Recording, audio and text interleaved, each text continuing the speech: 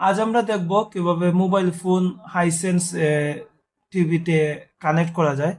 তো এজন্য প্রথমেই আপনাদের ওয়াইফাই এবং আপনার মোবাইলের যে ওয়াইফাই তা সেম নেটওয়ার্কে কানেক্ট থাকতে হবে, তা না হলে এইটা সম্ভব হয় না।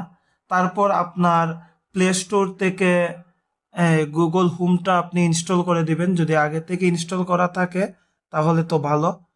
তো ইনস্টল, এই যে আমার হইতেছে ইনস্টল করা আছে। তারপর হইতেছে আপনি রিমোট কন্ট্রোল দিয়ে সেটিংস অপশনে যাবেন। সেটিংস অপশনে যাওয়ার পর আপনার এখানে থাকবে একটা ডিভাইস প্রেফারেন্সেস। এই অপশনটায় যাওয়ার পর আপনারা একেবারে লাস্টের দিকে পারবেন যে গুগল কাস্টে যাওয়ার পর let other controls your cast media, এই অপশনটায় যাবেন। তারপরে এখানে দেখতে হবে যে অলওয়েজ সেটিং করা আছে কি না।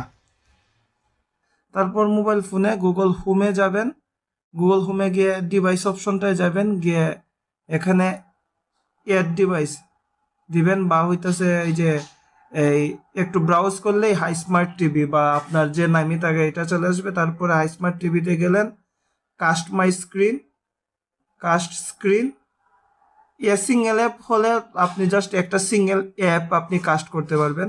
তো এই ক্ষেত্রে এন্টায়ার স্ক্রিন দিয়ে ওই বেটার। এন্টায়ার স্ক্রিন দিয়ে স্টার কাস্টিং করলেই আপনার হইতেছে টিভিতে আপনার পুরো জিনিসটা চলে আসবে, এই যে দেখেন। তারপরে আপনি আপনার যে যাই চালাতে চান চালাতে পারবেন।